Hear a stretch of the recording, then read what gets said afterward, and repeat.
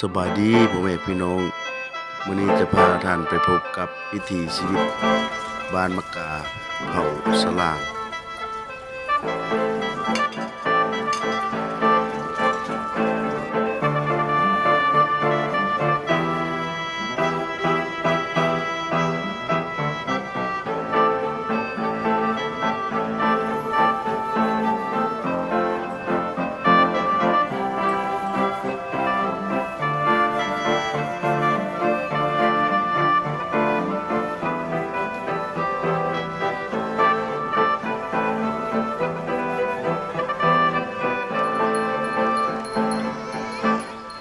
โอ้ได้ลูกแล้วเนาะตัวผู้งัวลุงบุญรองมาโทรเหมือนที่แม่นมาตัวพัก ตัวทึกหรือบ่แม่นมาตัวนอนพัก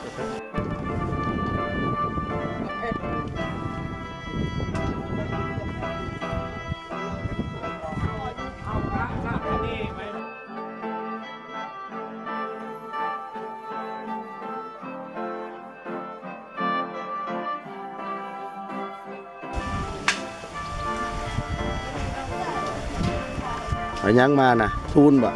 สาร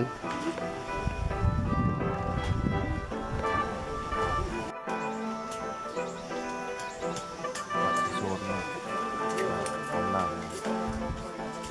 ตรงเป็นสารมาสู้กันที่มาเยี่ยมยาม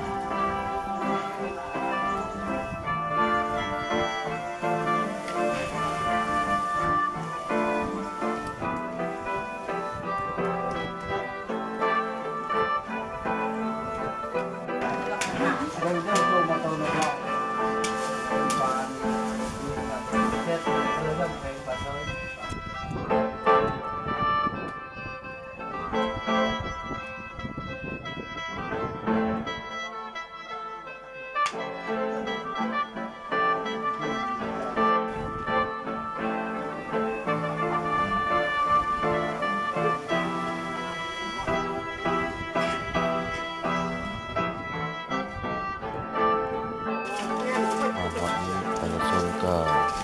ร่วมใจกันอนามัยสถานที่รองรับเขตที่มาจัดประชุมภายในบ้านของเรา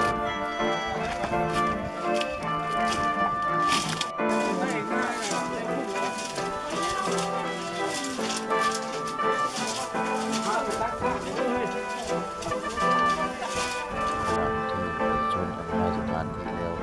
เด็กก็เริ่มทยอยมาเนาะจากเขตจากผมจากวันในการที่เกี่ยวข้องคือว่าในการเดินทางนี่ก็แม่นเอารถข้ามน้ำเนาะถ้าเอาสีที่ข้ามเลยก็แม่นน้ำเลิกเนาะก็เลยขึ้นเทบางท่านก็ได้ยากข้ามมาเนาะข้ามเพิ่นก็เลิกได้ไอ้เลิกได้เพียงครับเพียงลูกขาเจ้าจะสูงลุงตรงนี้อะไรอยู่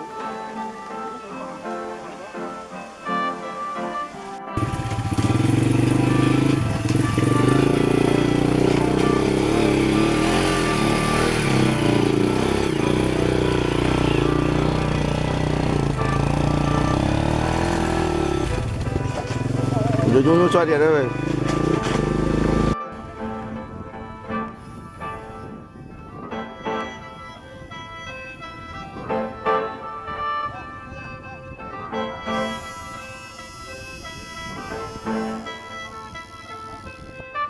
มาแล้วบอกก็จะจอดท่าอยู่นั่นมันเต็มมันเลิกมากหนึ่งนะ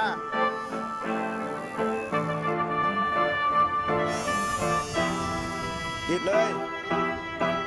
เตรียมยูนรถจะซักเลยยูนรถซอยเพิ่นเลย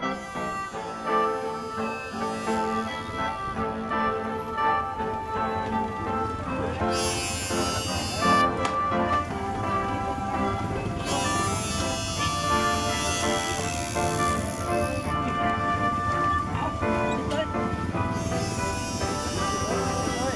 ได้ป่ะปิดเลยแม่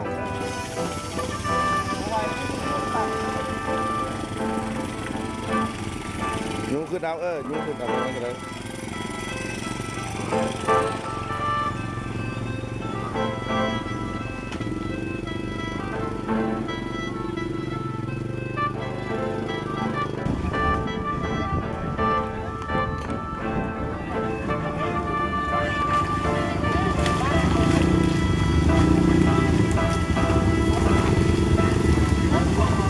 เลือกได้เลือกได้ไหนบ่มันเลือกอยู่บ้างนี่นะบ่ได้มีแต่ขึ้นแพใต้มาเลยหักบ่ท่วมเนาะก็เพียกเอวเปียกอะนะนั่นเปียกเฮ็ดด็อกเตอร์ค่อยๆด็อกเตอร์แกนึง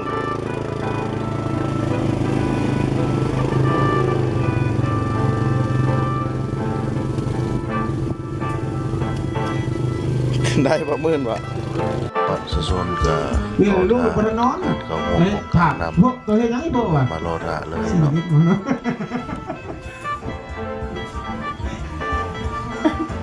ลูกแล้วครับกันชีนังได้ไหม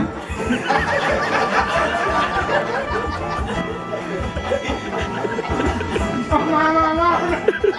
วก็งอยอะไรเนี่ยงอยอะไรไอ้พ่อที่นั่งเลยโยมันไม่ได้อยู่กับเต่าเลยมันเนี่ย